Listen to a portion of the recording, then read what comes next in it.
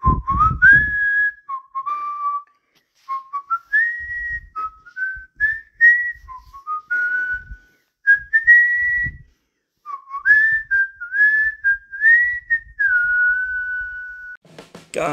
kayong lahat? At ito nga pala si Build Pinoy Build. Yan yung aking name sa aking bagong YouTube channel. So ito nga pala sa channel ito ay magpo-post ako ng mga videos regarding sa Lego sets. So itong Lego set na i-build natin ngayon is from Indiana Jones and the Last Crusade. At ang title nito is Fighter Plane Chase. Ito nga palang set na to ay mayroong 267 pieces. At nirelease siya noong 2023. So alam ko medyo late na aking pag-build at pagpo-post ng video. But anyhow, please support me dito sa aking bagong video na to. So ito nga palang Lego set nito ay tungkol sa isang chase, isang scene sa pelikulang Indiana Jones. At kasama dito is yung convertible car na ginamit ni Harrison Ford at ang tatay niya na si Henry Jones Sr.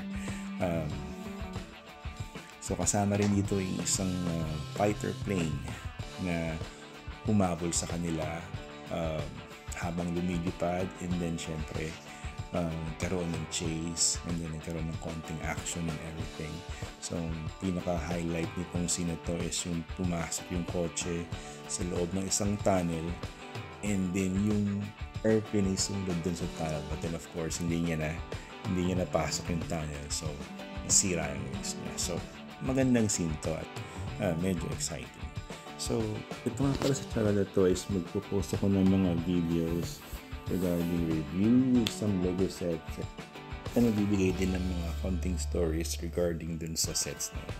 So right now tinatapos ko lang yung ating fighter plane. So andito na tayo sa ating third set, so medyo malapit na siyang matapos.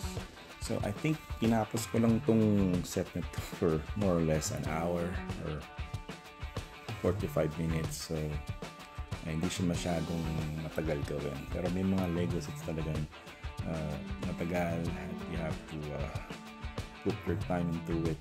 Pero itong set na to is enjoy lang siya. Hindi siya nakakapagod gawin. So I think medyo malapit na matapos yung ating airplane. At sana manood kayo ng aking mga YouTube videos at aking mga susunod na videos. And thank you so much for watching.